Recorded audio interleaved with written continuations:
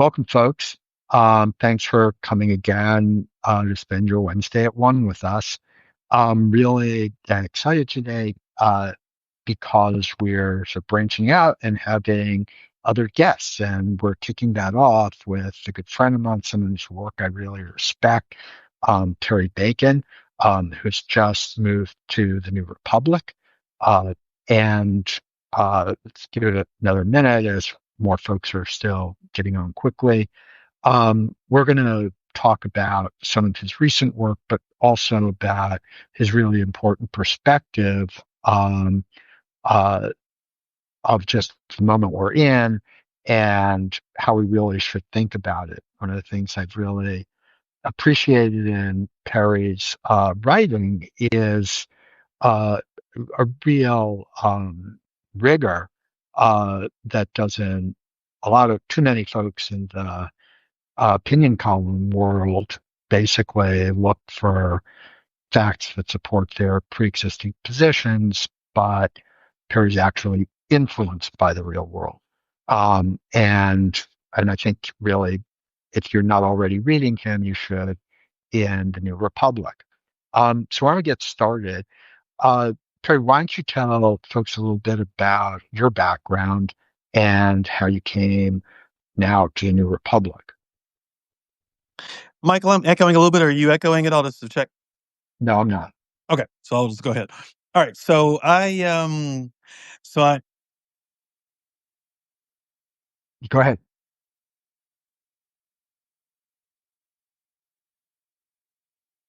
You okay? I'm from Yeah. yes. So can you hear me? Okay. Yeah. Yeah. There's a delay for some reason. It's still is that normal? No, I'm not quite sure what's happening. But try to like push through it. Okay. So I've been a political reporter about 20 years now, and I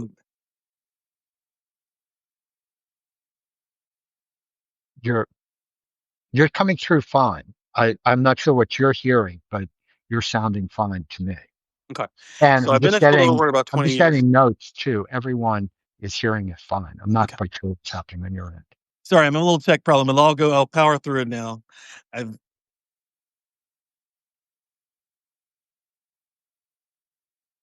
But go ahead. Go ahead.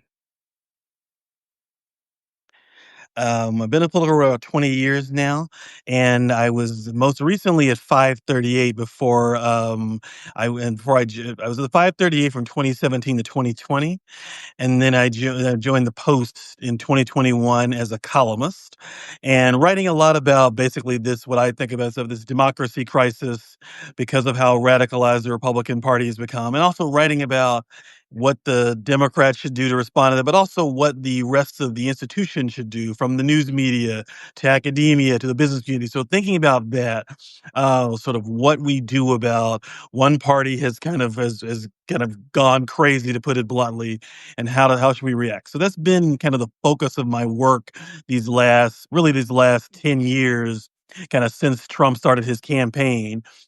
And, I'm sure people know now that the Washington Post in February announced that they wanted their opinion section to be about personal liberties and free markets. And I agree with personal liberties, and I think I agree generally with free markets. But our interpretation has been and it seems clear now that they want the opinion section to be more conservative, kind of in a Wall Street Journal style. So a lot of the columnists have gradually, Eugene Robinson, Ruth Marcus, Jennifer Rubin, Philip Bump, more recently myself, a lot of great folks, Dana Milbank, decided to leave the opinion department because it was clear they wanted us to either publish more conservative stuff or not publish at all.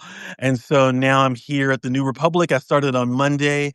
And I'll have a lot of the same focuses on this democracy crisis, this authoritarianism we're seeing on the right, and kind of how liberals, progressives, socialists, but even just regular small d Democrats should respond.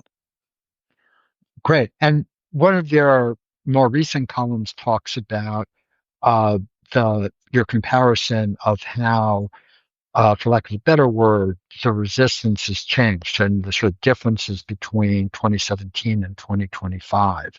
Why don't we start there? So the basic argument, my argument, and I tried to was that a lot of the institutions that were pretty anti-Trump and really leaned into this defending democracy have stopped doing that. The Post, of course, has this "democracy dies in darkness" slogan, but has recently decided the real problem is we don't have enough people promoting free markets. And so I think that's a good example of kind of where we are. And my piece argued there's three reasons. When I mean institutions, what I mean is academia, the business community, the news media, what I would define broadly as civil society. You're seeing if you remember Jamie Dimon in 2017, Jamie Dimon's the head of the head of JP Morgan. He was very critical of Trump right after Charlottesville in 2017. He's been and at other times during Trump's first term, he's been much less critical this time.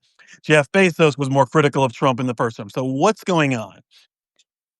The first argument I think is just simply Trump has been more aggressive this time, like in terms of this time, the first term they were sort of disorganized. But this term, if you're a university, you don't comply with Trump, you're going to be defunded. If you're a law firm, they're going to cut off your government contracts and your security clearances. So in some ways, institutions, it'd be great if there was a collective response, but as an individual institution, if Trump comes to you and says, "Do what I want," or "We're cutting your funding," it's entirely logical. Your institution decides to go along with that. So I think that's a lot of what's happening is seeing compliance for self-interested, fearful reasons. I don't think that's good, but I understand why Brown University would decide to comply with Trump instead of fighting him and maybe losing hundreds of $1 million. The second thing I think that's happening is really important to understand is that a lot of the institutions themselves have changed. Like CNN's leadership structure, CNN merged with the Discovery Company in 2022. So there's a different head of CNN now than there used to be. There's a different edict CNN than there used to be. It's the same thing as like obviously Twitter and X is a big example of where Twitter in 2017 and Twitter or X of today is totally different. So the second thing that's happened is these institutions themselves have often changed and become more conservative in their architecture.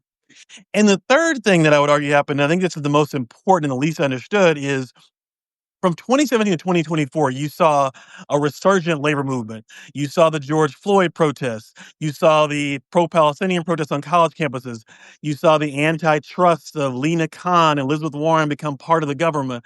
You saw wokeness in a variety of ways, however you define that. And I think right now, a lot of the elites in charge of institutions actually agree with Trump on a lot of stuff. They want less antitrust. They are more pro-Israel.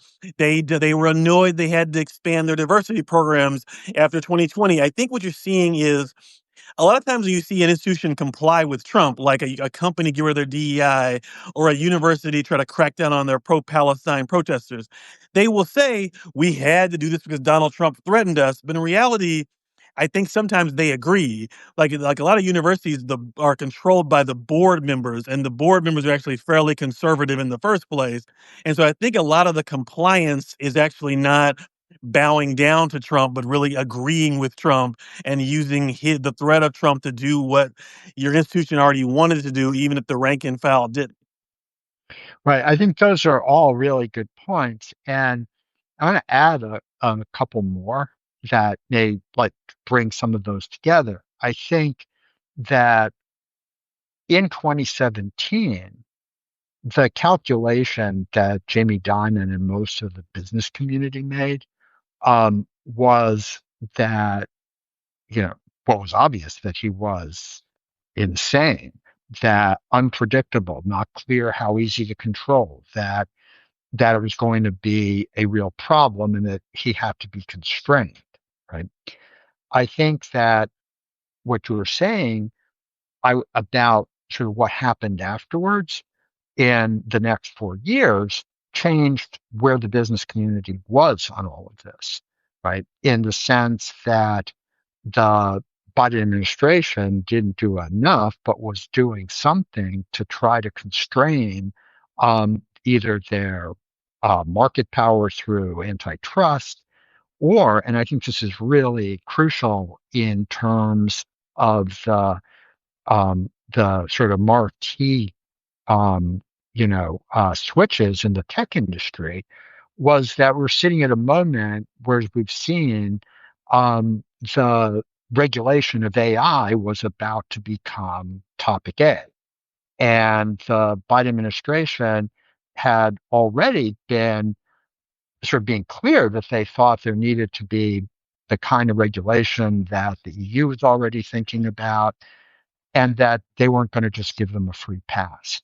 And I think like the combination of all of those things made it obvious to them like where they were going to get a better deal. The other thing that I think is really important is that in 2017 it wasn't clear what kind of accountability or constraint there would be on Trump. But especially after the immunity ruling, um, I think the calculation about the costs uh, of countering him went way up, right? That like it became clear that he had like control over Congress and Supreme Court, and therefore people's perceived space to resist changed a lot. And yeah, and in terms of the law firms and such, remember that those firms have clients, and those clients are mostly the same businesses, and same with the boards of those universities, right? So in 2017, if you were a law firm and were doing pro bono to hold Trump accountable, that was a plus point with your clients. Now it's a real risk for your clients. So I think all of that has really been an important part of it. Um, the Today you were talking about in your writing about the Texas redistricting, which is obviously front and center for a lot of people, and I think you added a really important dimension that goes beyond looking at this as Team Blue versus Team Red. So why don't you talk a little about that? So the thing that I think is distinct is, well, there's two things I argued. One is that gerrymandering has happened for a long time, and both parties have done it, and it's not as if it's unprecedented itself.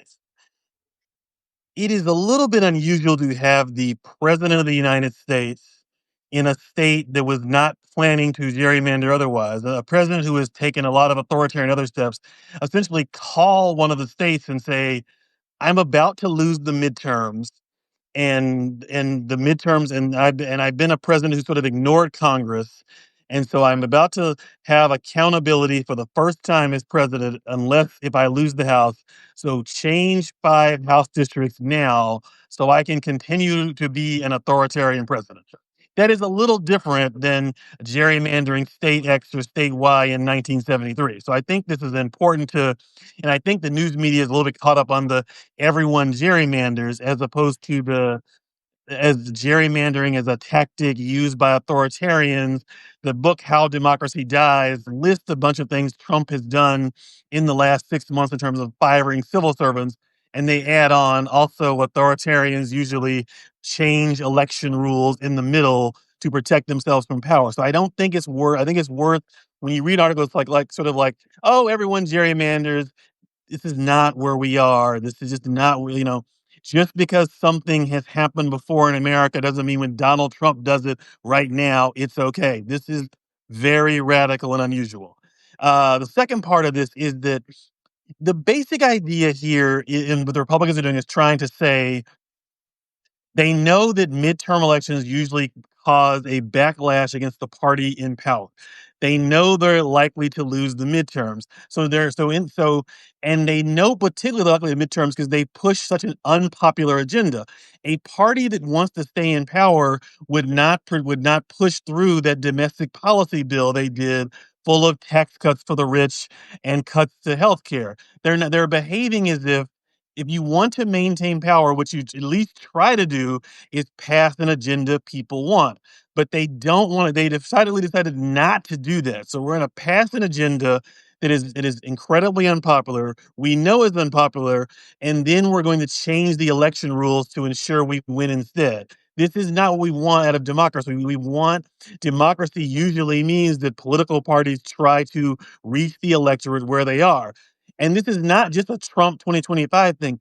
If you live in a red state, what you usually see is even though the Republicans have a majority in a place like Kentucky, they gerrymander the districts very aggressively. So they have 65% of the votes naturally, but they end up with 80% of the seats.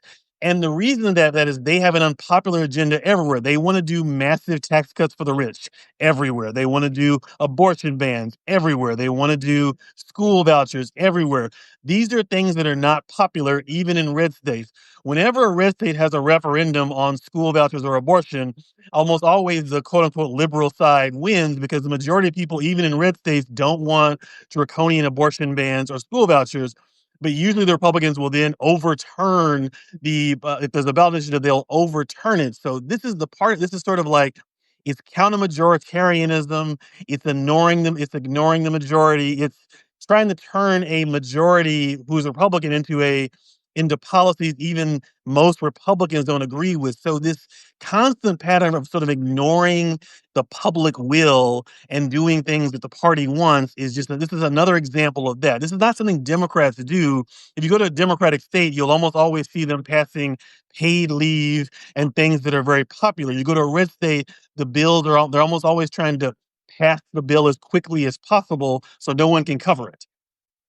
Right. No, absolutely. And I think to your where you began with this isn't like other gerrymanders. I think this is a broader problem than that, which is that we're in a state of exception in which um, the we're still using democratic words to describe anti-democratic activities, right? That the like there needs to be different vocabulary so that people can understand that this isn't a gerrymander like what unfortunately was always the case. It's never good, but still that this is part of a comprehensive plan to deprive them of their um, rights as citizens, to deprive like the opportunity to have a voice in their government,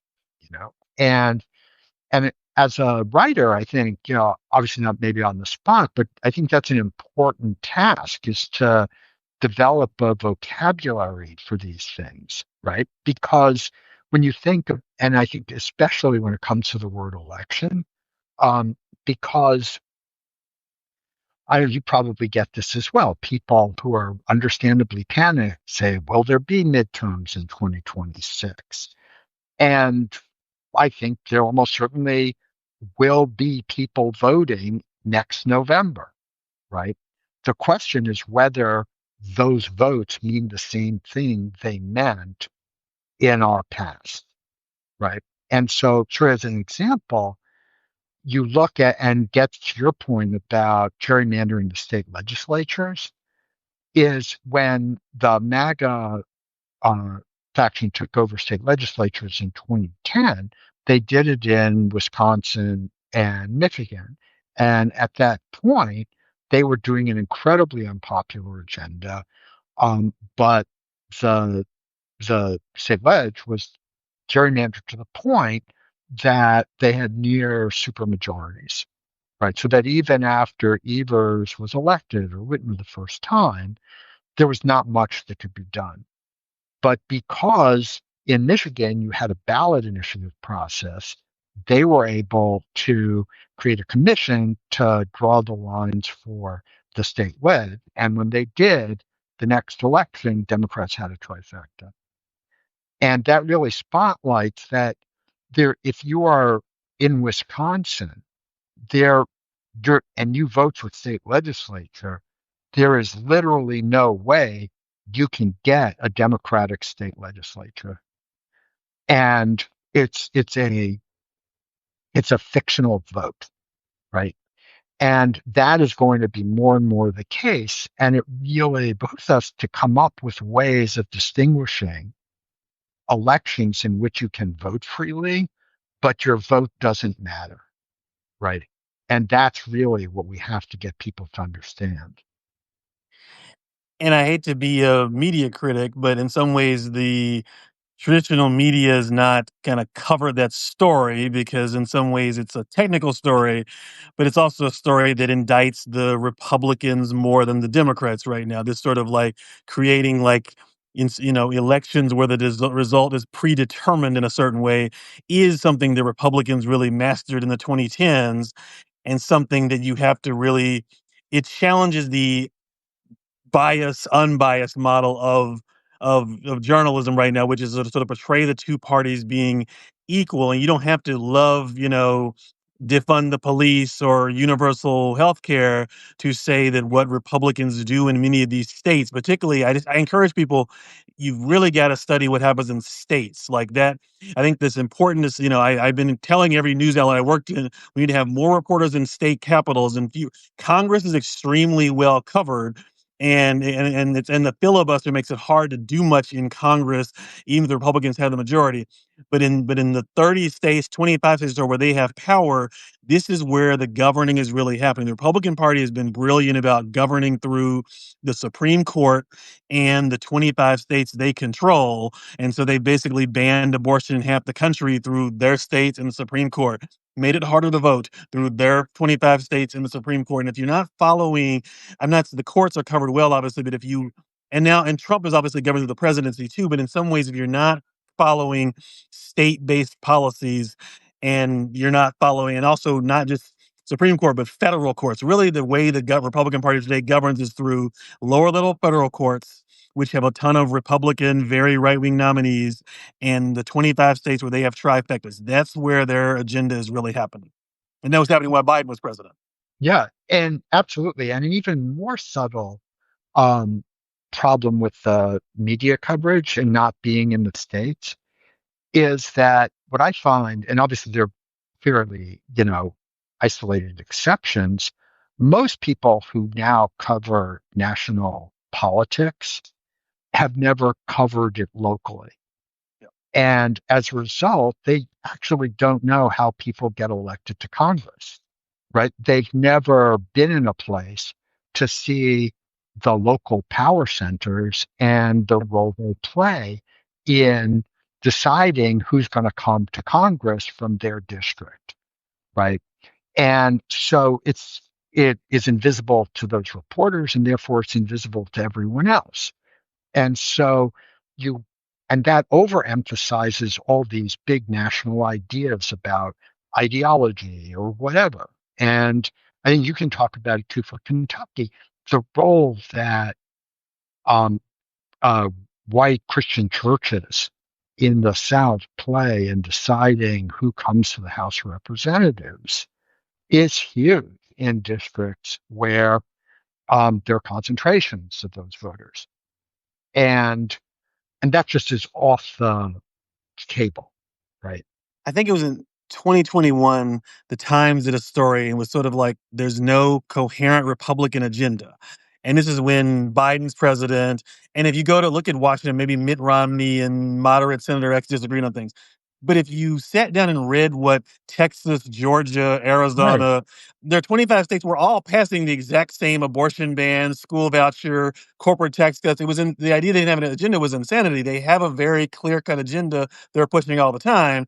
And if you all you have to do is leave Washington. But also another media comment: the way to become like a high level political reporter today is to cover is Jared Kushner mad at Ivanka, right. or or whoever, whatever the sort of palace intrigue drama of DC. That's how you become a reporter with a book deal and a CNN contract, et cetera. Versus, my family's in Louisville, so that's part of why I'm here. But I was in Washington until 2018, and I wanted to actually understand how government worked and how local and state and therefore federal politics worked. And I had a great experience I've had a great education learning in Louisville and in Kentucky how things work. So I sort of know how, we have a U.S. House race, we had a U.S. House primary before, we have a Senate race this year.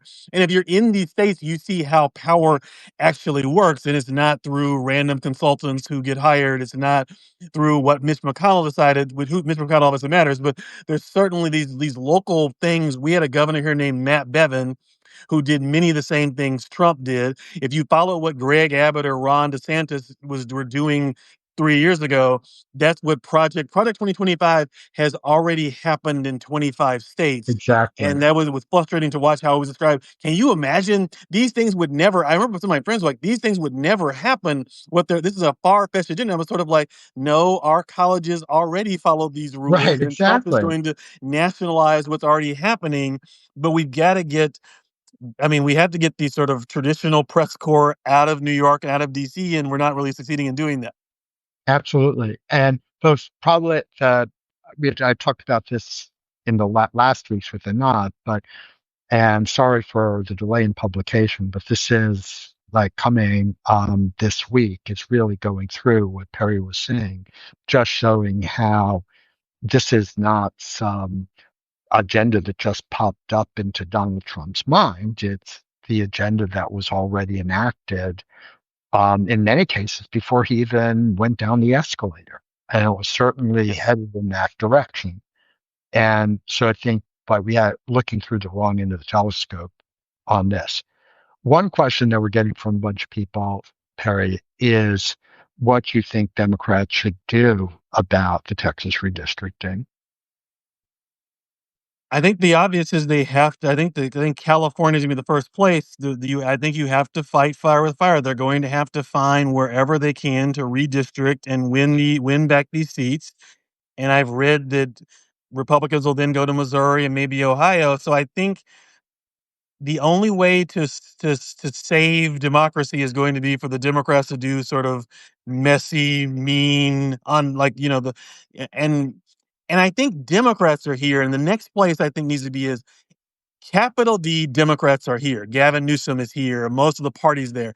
What I see though is small D Democrats, people who say I want to save democracy, good government groups, the public, the media. I saw Arnold Schwarzenegger is opposed to the redistricting. If you're a person who says I believe in democracy and the rule of law in this moment, you need to get off the sidelines and don't do a pox on both their houses. Gerrymandering is bad, and how dare, and you Right. need to move on from that and acknowledge that in 2021, the Democrats were pushing a national gerrymandering ban. We know they want fair districts. The Republicans blocked it. We know which party wants a better democratic system, which one doesn't. But in this moment, the Democrats cannot sit idly and do nothing. And if you're a editorial board member or you're somebody who is a voice not aligned with the party. Your job right now is not to do your tisk tick both sides pox on both their houses bullshit column. Your job is to sort of say what's really happening, which is that the authoritarian president wants to essentially nullify the next House elections. Then that is bad because it's pretty clear most people do not want a Republican controlled House that lets him do whatever he wants.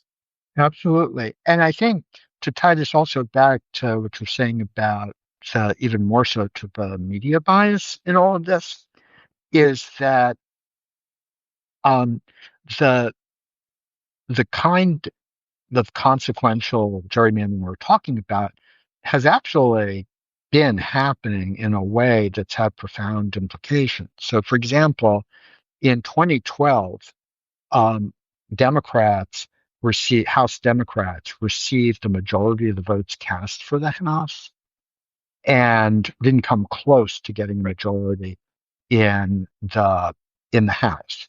Remember, at that point, they also had control of the Senate. That would have been another trifecta 2 years that instead we're sort of burning stuff down. Right? That's how consequential it was. At the same time, even in 2022, the Supreme Court, Roberts Court, um, undid districts that would have kept another couple of seats Democratic. Right, the outcome in 2022 could have been different, and yet the media is deathly afraid of ever after an election saying that the results don't reflect our pristine consent of the governed kind of thing. And so we don't even appreciate how this kind of gerrymandering has already very much distorted um, our political trajectory. So let me just get to other um, important questions. If we're coming in just at the half hour, are there other things you want to tell folks or get out there? So I'm going to be doing. I mean, as you can, as people can probably see, I'm having a little few technical difficulties, but I'm going to be starting these Substack live videos myself for TNR in these next few weeks. So please keep your eye on out for that. We're gonna try to interview two groups of people. One, I want to interview politicians, people in the news right now, people who are, people who are being affected by that, people making decisions, and I think that focus is going to be on kind of what Trump is doing and people experiencing that. If you're in Texas, what's it like to be a legislator there, and that kind of thing. But the second thing is, I do think the question, what should Democrats be doing about this, is an important question. And not just the sort of day to day tactics of gerrymandering or slowing up the House or slowing up the Senate or what have you, but the sort of broader kind of where we are, where the party should be. Like I've been, flustered these last few months. Like this gets to, again, the blue state, red state point. I agree that there are some problems of democratic governance in blue states, but it is not clear to me that if you live in Wisconsin or others or Michigan, that the biggest problem is like housing is too hard to build and regulation is too difficult. It's certainly not, and there are plenty of states like Kentucky where Democrats have pretty it's pretty easy to build in the cities and the cities work functionally pretty well, but still Republicans win. In other words, I'm questioning whether the abundance book is actually describing the right problems for outside of California and New York and Massachusetts. I'm also critiquing whether those are the solutions that are really going to work in Wisconsin. And so I really think it's worth thinking about what should the Democratic Party be doing. But there's ideas in that book that are useful, but I think where the party should be going is the discourse I have. And I just think this sort of like Democrats do too much identity politics is one view. Democrats are, not focused on economics. I think both the Bernie Sanders view and the Alyssa Slotkin view probably is who, Elizabeth Watkins focused on the wokeness or what have you. Bernie focused on the populism. I think both these are too simplistic in a certain way. And I'm hoping to have discussions that get a little bit more nuance about what's actually going on and sort of how the party wins elections in the future. And I think it's complicated. I think one thing that's under discussed in the media and by the parties is the media. And to some extent, it's an important distinction. Is like how people get information has changed so much and how they learn about the news. It's not a new subject, but I still think at the end of the day, the Kamala Harris campaign was very focused on which TV ads will land with people how. And I wonder if we're living in a world where those things matter less. But I'm also not sure we're fully in the world where whether if she was on Joe Rogan or not really matter that much. So I'm sort of dubious of the sort of extreme view that all that matters is new podcasts, but I'm dubious of the kind of old world view that ads matter so much.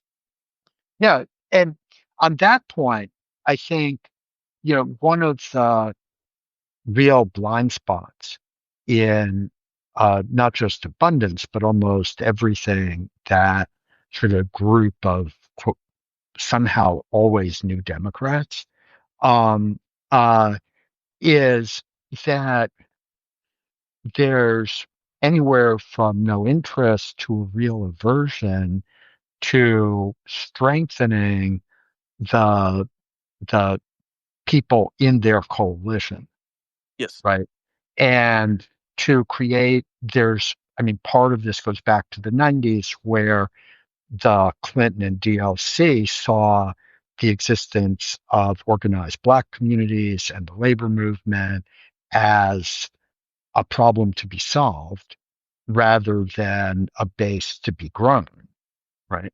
And but you don't see that on the Republican side, right? We literally just had the IRS say it's okay for pastors to endorse candidates, right? That the Roberts Court continues to strengthen the hand of religious institutions in this country, right? And they are rewarded. They are 80-20 voting for Republicans up and down the line, right? But the idea that Democrats could have a better future by doing anything other than saying something different is completely off the table, right? And the irony is that most of the same people making those points talk about how the problem Democrats have is that they're college educated, don't understand like their symbolic reasoning, all of those kinds of things. And like someone from the labor movement, it's just a giant cell phone, right? Because like all they are ideas, right? And they're costuming it as something else, right? But that's I think a big part of the Democrats' problem. 2 points there. First is you will have a hard time saying Mitch McConnell is not quoted very often saying the Republican right wing is too unpopular. No, They're too radical. They're too I don't know. They're racist. They're intolerant. Versus you can find a lot of prominent Democrats say our party is too woke. Our activists are like it is it is easier for the media to write the worst critiques of the Democrats when you can find a Democratic congressman airing those every hour. It's not as I'm not saying that congressmen who are Democrats should lie about the party or lie about these things, but the eagerness to sort of jump in with the worst caricatures is very strange. Like in some ways, defund the police is not popular. Neither is ban all abortions for all time. But that's essentially the position of a lot of Republican activists. But you'll rarely hear Mitch McConnell give a speech saying the Republican activists who want to ban all abortion are stupid, divisive, and hurting us. Versus, to be fair, versus Democrats all the time will say the people who say defund, a group that was small in 2020 and was almost no one by 2024, are killing us. Like this sort of bashing the activists. I'll be honest, as a black person, I find this stuff really frustrating, in part because a lot of it, as Michael was indicating, it goes back to like in the 80s. I think the phrase was the groups are the problem, and it was sort of attacking Jesse Jackson and labor. In 2025, it's the woke is the problem or BLM is the problem. But you're sort of getting the same thing essentially, which is like the the vocal black people. I agree, it's not every black person, but the vocal black people, the vocal women's rights activists, um, the vocal environmental groups are killing the party. There's really nothing about this. The fact that Rahm Emanuel is like running for president essentially right now on this platform tells you what's going on, because Rahm Emanuel was a prominent figure in the 1980s, 1990s move to the center, quote unquote, center by the Democratic Party. So that's one point, is that we're seeing this all over again, the same kinds of things. The second point, is Michael's getting at, is it's just not clear this is affected. It sort of ignores politics, as Michael has taught me often, is communal. So the fact that the Republican Party is so well organized in churches and in communities and in small towns suggests the Democratic Party may not just have a policy or a message problem. And despite all the focus being on if we do these 5 policies and these 7 words, everything will be fine, it might be worth thinking about a sort of a more fulsome understanding of what politics is and what communities is. Like the Democratic Party is losing ground with black voters, for example. Not a lot of ground, but a little bit. But I think that might be worth thinking. When I think about this, I think more about the black community itself is becoming more diffuse. Like fewer black people go to church, fewer black people live in urban areas, like live in the center city. It might be like, sure, it might be that black people who the Democratic Party is too woke, but I sort of doubt that. And if you think about it for a second, you might too. There might be some more complicated things going on in politics. And if your explanation to every problem is somebody said defund 5 years ago, it's really easy to like message about your inter-party critics, but you're not really moving forward. Like the next time I hear somebody talk about defund, I want to kill, I'm going to, throw my hands in the air. Like defund has ended. You cannot blame any losses on defund. we have to sort of look for what did Kamala Harris say in 2024 might be worth thinking about. Since didn't say defund ever, it's hard to imagine she lost because of that.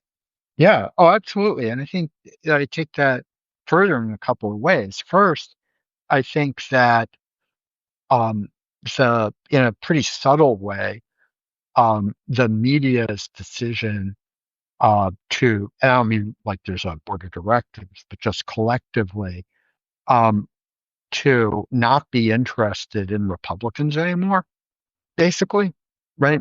That the political contestation now is between the left and center inside the Democratic Party. And that's the actual, still pretty robust debate when you go to almost any state, any blue state, right? I have to say that the the sort of the Republicans going all MAGA in a two-party system has meant that what we used to think of as liberal Republicans are now part of the Democratic Party if they're trying to run in blue states, right? Everybody's wearing a blue jersey, but Harlan Specter, people like that who used to be successful liberal Republicans couldn't win primaries anymore, changed parties.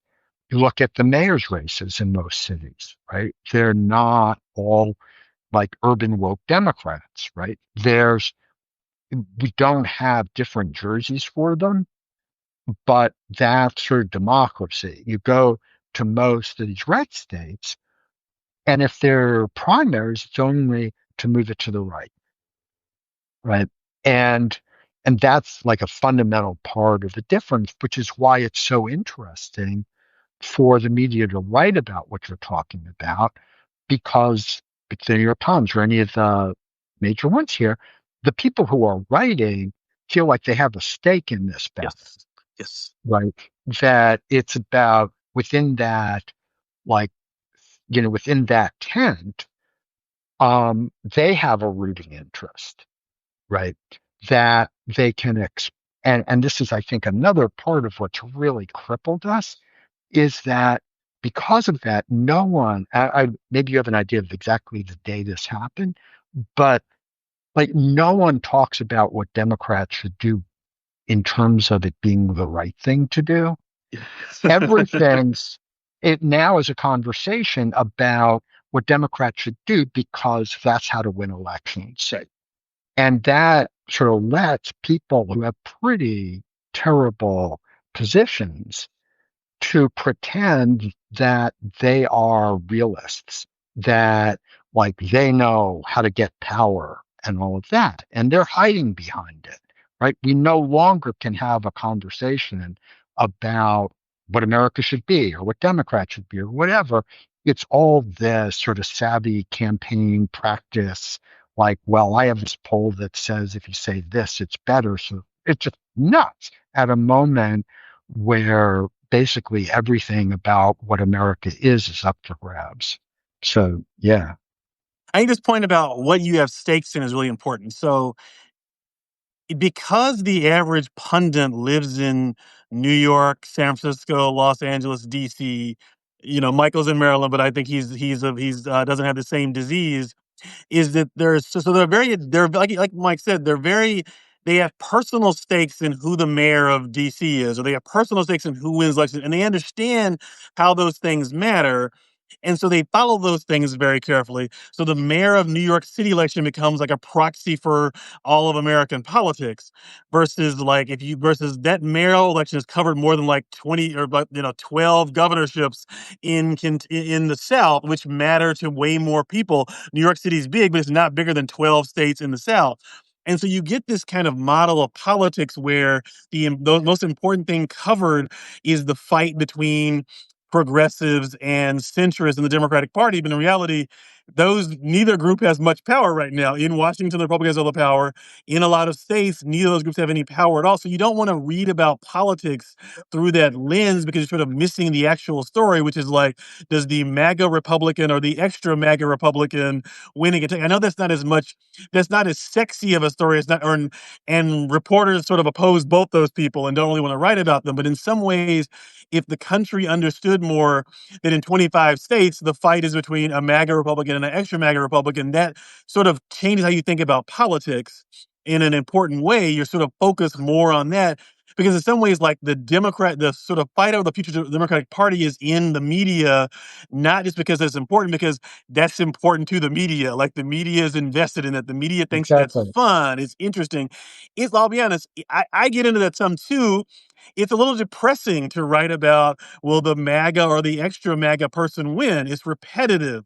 The Republican Party is still radical, but the most important story in America is the Republican Party has gone crazy. It's just whether, I don't love Andrew Cuomo, but whether Cuomo or Mondani was elected in New York, there'd be a sort of person who Cuomo's on the edge of that, but there'd be a person who generally respects Democratic norms in New York City's mayor, in the chair in New York City. That is just not the biggest story happening right now. No, absolutely. And I think that that to go back to something you were saying before about the um, all of the um, outrage over George Floyd and the other things that were happening at that point, I think put most of the commentators were talking about on their back foot. Because I'd be, we'd actually look for this, but you'd be hard pressed to find any of them saying what they're saying now during the summer and fall of 2020, right? That because it was still unclear what the outcome was going to be, right? That was a period of ascendance for people like Nicole Hannah-Jones and a more diverse set of voices than the pretty close clique that had been allowed to have authoritative comments on America and on politics. And for the most part, the more conservative folks we're talking about just were quiet. And it wasn't until Biden came in, but with much less of the vote than was anticipated, that this backlash started against the Democratic Party being too woke. And I think that has a lot to do with it. Just so people know what we're talking about, like what I'm talking about, at least, is like if you read columns in the Atlantic or the New York Times, because the Post has now gotten rid of most of their liberal columnists, but the Atlantic and the Times, you have a lot of liberal columnists who voted for Biden or Harris, but a lot of their columns are along these lines of colleges are too woke and so on. And so the college is a great example. We had liberals, sort of, let's say, Democratic columnists, people who voted for Democrats from 2014 to 2024, constantly talking about cancel culture on colleges. You cannot speak on college campuses. What they usually meant was some center left or center right person was invited to campus, and sometimes a liberal or leftist group would protest so much that the person or they would actually ask the administration to cancel this person's speech. I don't condone that. That's not good. But we're talking about isolated incidents, usually at a handful of Ivy League or like private colleges, because the average student at the University of Louisville is not sitting around protesting people because they're like focused on their school and their job. That was what was described as cancel culture and a huge crisis that we had to read about in the Atlantic daily. A few guest speakers not able to talk. Now, but was at the same time what's happening in red states was basically, if you teach about race or gay rights, we're going to like look at your curriculum really carefully and try to ban you. And now that's happening nationally because Donald Trump is trying to basically get rid of black studies departments and make sure you have to have more pro-Israel commentary and more pro-Israel classes and so on. But we are now in the midst of an actual free speech crisis and actual cancel culture crisis, and many people are still not writing about it because what they were doing was not describing a speech problem, but attacking people on the left. And that's what so much of our commentary of Democratic commentators do is like police the left. And because again, the stakes are higher for them on the left because they might a lot of the commentators are more likely to teach a class at Yale than live in Tennessee. But think about the numbers there. That is almost certainly the case. But think about how few people teach a class at Yale and how many people live in Tennessee. But you should think about any commentator you watch from now on. Is this first person likely to have happened to move to Tennessee at some point or to teach at Yale? And that should give you a sense of like whether their perspective is warped or not. And the answer is, or forget about Tennessee. Is this person actually ever likely to live in a red state or teach at an Ivy League college? And Right. the answers will surprise you if you think about this carefully. Right. And actually, I That's the think mess we're out of touch. one of the things to take a little bit further, I think the whole cancel culture, the people who had such um, self-righteous indignation about cancel culture, I think there's sort of betrayed a real class dimension to this, which is that if you're in about 90% of America's workplaces and you say something like, I want better working conditions or more pay or lots of other things, you can get fired and have no recourse. And you may not get another job, right? Not in this like like being an intellectual or whatever. It's like that kind of fear of retribution for saying what you think is overwhelming the norm for working class people in this country. Um, and it's extended because larger companies now monitor employees' Facebook pages and their other social media. And because unlike Europe or most other places, or if you're in a union, almost everybody is employed at will, which means you can get fired without cause. You can just get fired because like your manager didn't like the way you looked at him this morning. And it would have been great to see some of the people we're talking about who are all up in arms on their, high ground about cancel culture at universities to even know that that's the case, and to have as much concern about that kind of free speech as the danger they felt they were in because they might say something that was unpopular. And in most cases, they were not in danger of losing their job. What they Right, really meant was, I'm going to be criticized on Twitter and maybe called racially insensitive by a black person. That was the right, actual fear. Or a woman exactly. calling me not even Right, racist, but like insensitive, and that would bother me because I'm a liberal and I must be on the right side of every issue. exactly. Right, exactly. Well, great. We went long, but I think this was a great conversation. And so thanks, everyone. And one important question for you. Will the interviews you're talking about be on your Substack, or where will people be able to find you and the project you're talking about? So we'll be doing live on the New Republic Substack. So if you can subscribe to that, so and that will be on the New Republic channel or the New Republic Substack. And then they will also be on newrepublic.com as well. So those are the two places. And I'm also on Blue Sky, so I will send them out there. So newrepublic.com, New Republic Substack, and also Blue Sky will make these available in all three places. Great. Thanks a lot, Perry. Thank you. Thanks for having me. Sure.